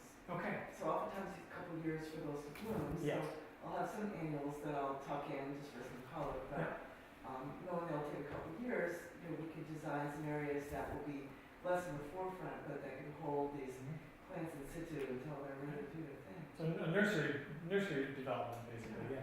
Now, a lot of the native perennials, you have to cold stratify the seed in order to germinate them. So that's actually something you want to get started on right now, because they often need a certain length of time in cold stratification, or sometimes they need to be scarified if they're adapted to go through the gut of an animal, or they need to be frozen.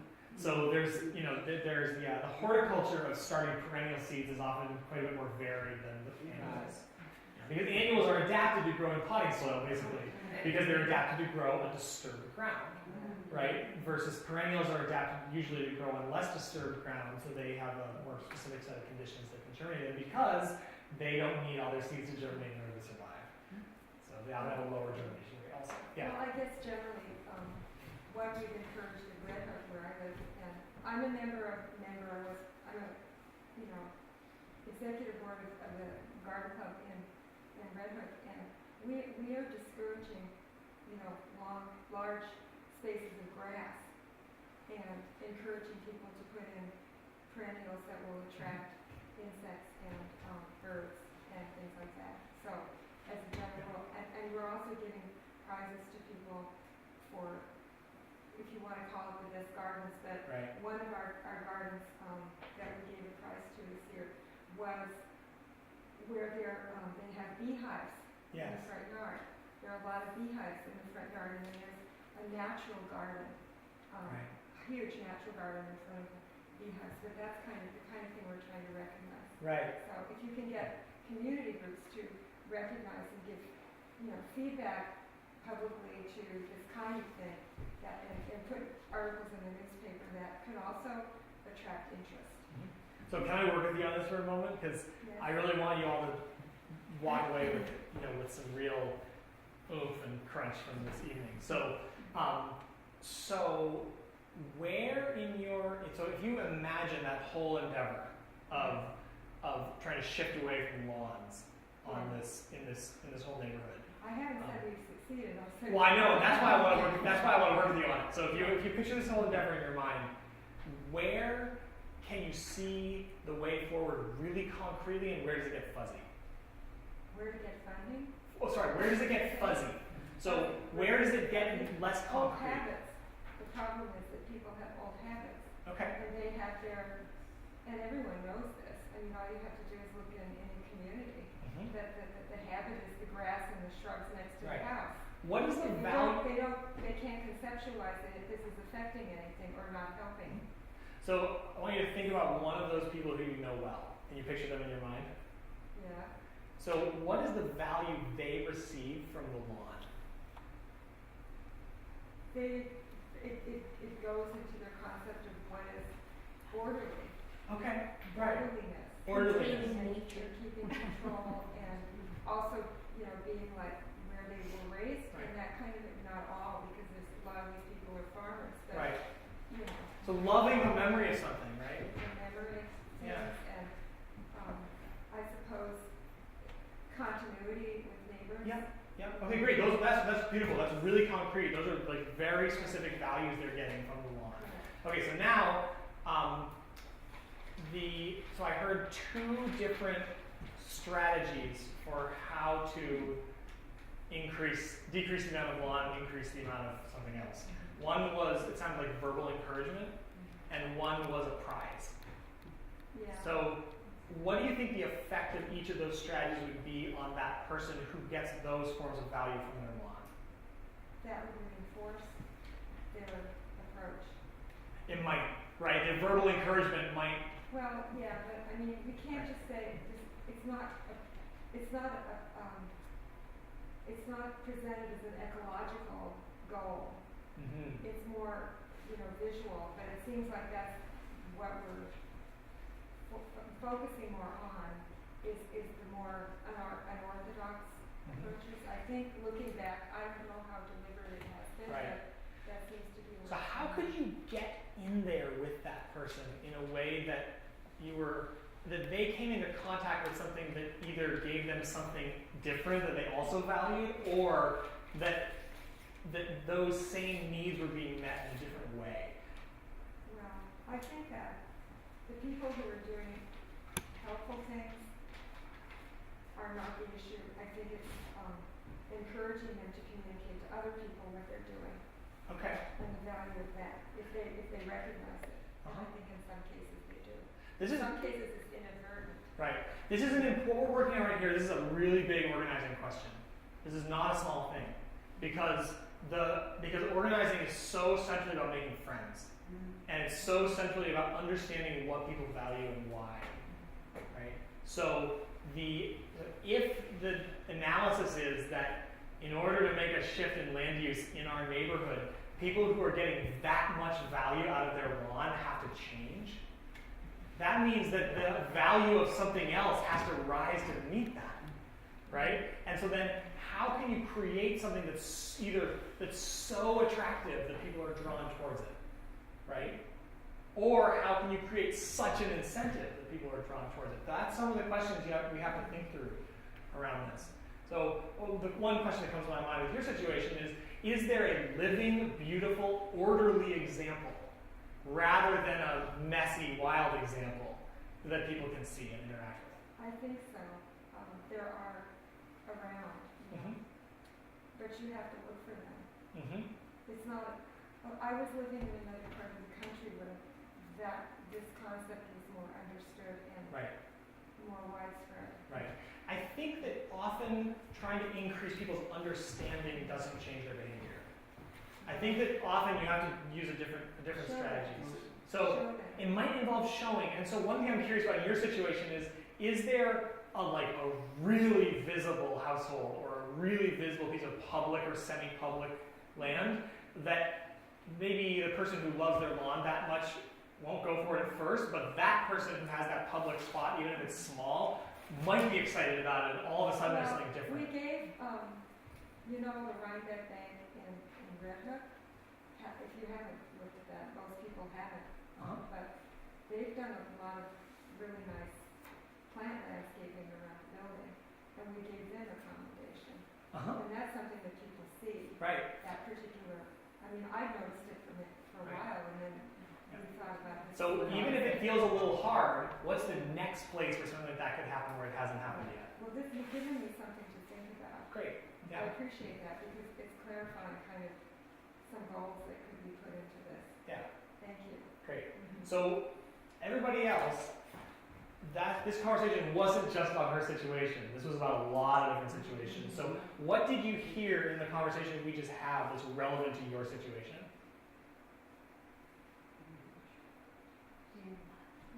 making friends and what do you value in life? And that's a big question when you're trying to organize, right? You think of from their point of view. What do you got? For me, I need volunteers to help me clean up the winter garden. Well, Okay. would you like to have exercise? Would you like to make new friends? Would you like to have some outdoor time? I mean, Right. there's a lot of ways I can frame it so it's in their best interest. Right. And Totally. they want to help to create a school garden. Could you turn it into like a hot spiced cider experience afterwards that people are all be excited about for other reasons? Yeah. Okay, who's got something else that they're chewing on right now? It could be on this, it could be on these questions, but I just want to know what people are digesting here. Okay, so say Yeah. you do want a lawn, Yeah. but you want to be better about Yes. having a lawn. Is there like cycles of mowing? Yes, there are. This is one of my favorite topics. Or a time of day? Yes, etc. all these things. Okay, so lawns are really cool. I But love children, lawns. What are you gonna do with children? If they're managed in a certain way. Okay, so lawns become much more interesting if you stop mowing them.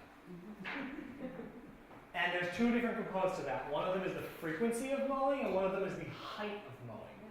Right? So just mowing them a little higher than you're used to, you already are going to shift towards a meadow more than a lawn. You're going to have a lot more flowering diversity. And then the other thing is mowing them less frequently. So obviously there's some things you can do on a very short grass lawn that you can't do it anywhere else. In a lot of cases, we don't need all our short grass lawn. We just need enough to play certain games and have certain picnics. And the rest of it can be high.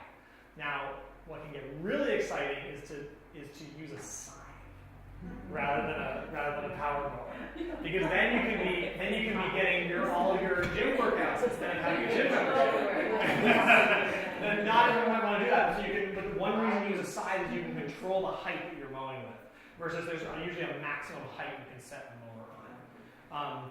But there are ways to have a very insect-diverse lawn, but it mostly just has to do with mowing less and just not using toxins.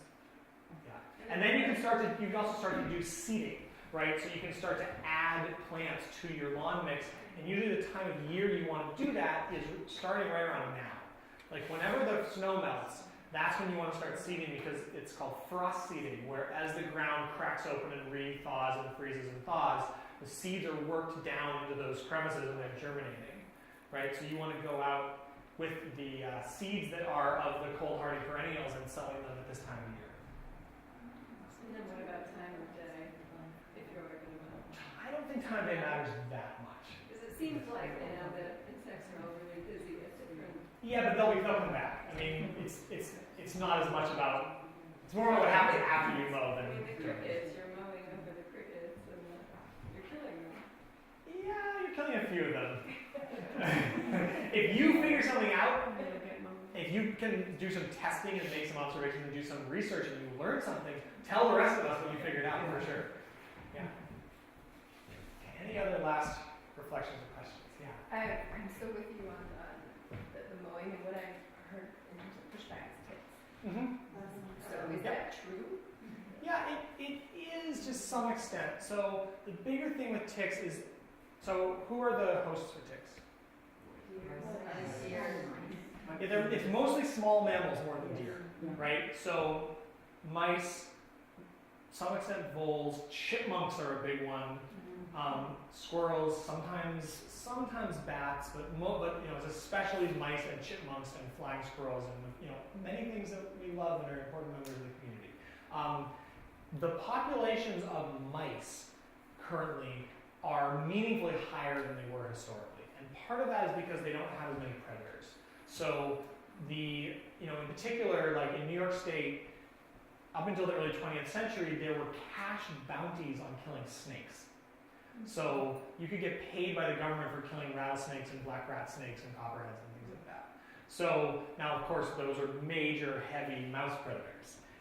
There also has been a reduction in the populations of foxes because of accumulated chemical use and in some cases because of kind of deliberate extermination. So one thing is to create habitat for snakes with rock piles and not killing them and things like that. But another thing is that there are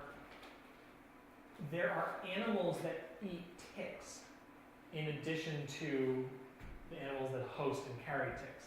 So what's the big animal that eats ticks around here? Opossums.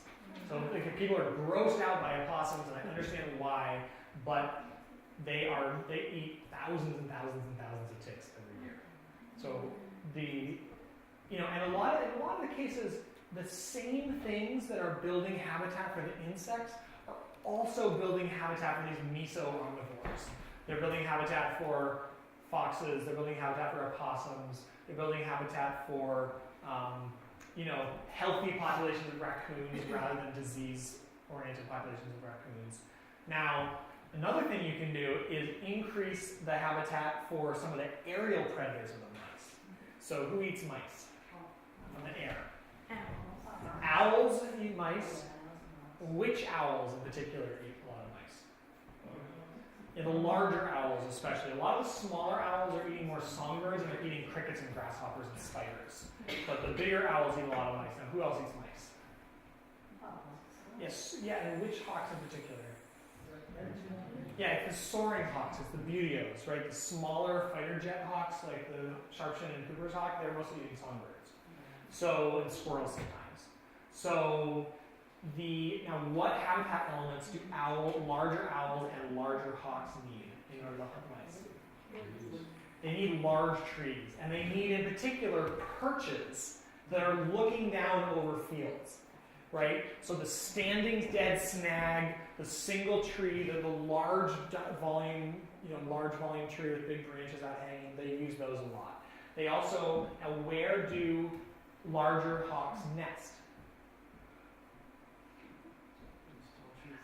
Yeah, they use those same large trees to nest in. They build platform nests like ravens, right? Now, where do owls nest? They nest in cavities. And who makes those cavities? Pileated woodpeckers in particular. And what are pileated woodpeckers eating? Insects. Which insects? They're mostly eating carpenter ants. That's right. And what are the carpenter ants eating? Trees. They're eating, and what trees? They're eating dead trees in your house. That's right.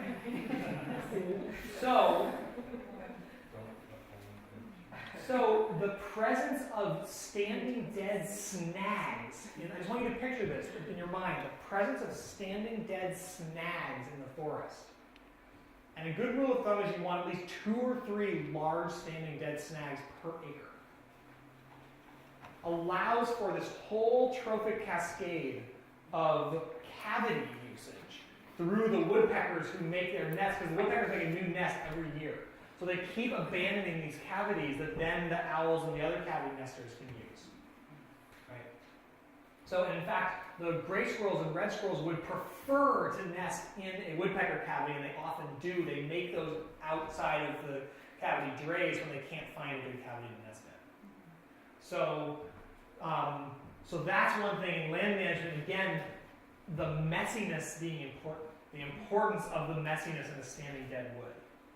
Right? So part of why I'm asking these questions is to work on seeing the ecosystem living and seeing the ecosystem working. So there's these cascading things we can do in land management that then set us up to have more owls, to have more hawks, to have more opossums and foxes. And so the association between Japanese barberry and ticks is related to what? It's related to mouse habitat.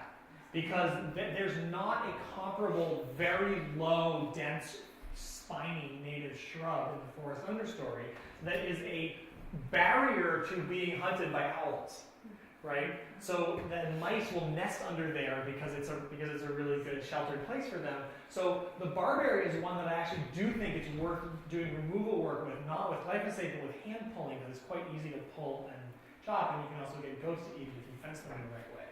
And then you can make your substitute for the over-harvested and endangered in the wild golden seal medicine out of the bark of the root of the barberry plant, because it's an antibiotic. Say that again. So the Japanese barberry, if you dig up that thorny thing, your big gloves, the root, if you cut it with a knife, it's bright yellow. The cambium of the root is bright yellow. That chemical is called berberine, and it's the same chemical that's in golden seal, which is basically extinct in the wild around here because it's all been harvested for medicine trade. So you can basically make your own golden seal medicine out of the invasive barberry while you take it out, so that the owls will hunt the mice, so that there's less ticks when you mow your lawn to a higher height. Sounds good. Sound good? All right, well, I'll let you all go because you've been very, very patient and pleased and enthusiastic for this big conversation. But I just would like to hear from a few people. What's one concrete thing you're leaving with that you feel some motivation in carrying around? You already heard from me. I already heard from you. Somebody else. Yeah. Diverse cover crop. Diverse cover crop. Yeah. Yeah. So simple, potentially. Someone else. Drive less, walk more. What's that? Drive less, walk more. Because I always feel like I'm killing bugs when I'm driving. Yeah, much less than these stressors. Yeah. Cars are not really a big. I mean, they're a factor in climate change, but they're not really a factor in killing insects directly. I was just thinking that there's actually so many places, even in a small amount of land, to create habitat. So how do you just maximize the habitats that you can create? And so I'm thinking about a lot of different places where I can do that. Cool. That's exciting. Yeah. And you had I was just saying that the quality of the insect Armageddon is just phenomenal, and most of it's so tiny and out of our view, for the most part. So understanding that this is the base of just a food web for so many plants. I mean, just like the big picture of so many animals, rather. It's such a phenomenal thing that you've shared that in of itself is so important. It's just going to be holes in so many species to continue to support their habitat. Right. So I thank you. I'm going to just leave you with this image that, what's happening, like climate change there's a bigger way that I think to understand what's happening with climate change, which is that we're in conditions of systemic ecosystem collapse, right? Climate change is one of the biggest stressors in that, but it's far from the only one. Land conversion and toxins and a lot of other things. And so a question to ask and practice with is like, what is the role of humans within conditions of ecosystem collapse? Not as what is our role in causing it, but what is our role in repairing it, right? And so I think one of the things it looks like is becoming much more ecologically active members of our watersheds. It means doing a lot more stuff with our hands and a lot more stuff in the dirt and a lot more interaction with the components of the ecosystem. So, and we'll mess up, but through doing that, and we'll learn stuff, and we'll get feedback from the environment, hopefully rather quickly. But this is one of the most concrete, immediately occurring effects of climate change that we're surrounded by, and it's one of the ones that we can do the most about. So this is working on climate change, working on this insect habitat question. It is working on ecosystem collapse and degradation. So I just want to send you all out with big wind in your sails to go do stuff, as motivated by this, and learn things that none of us knew here, and tell everyone else about it. Thank you so much. So thanks for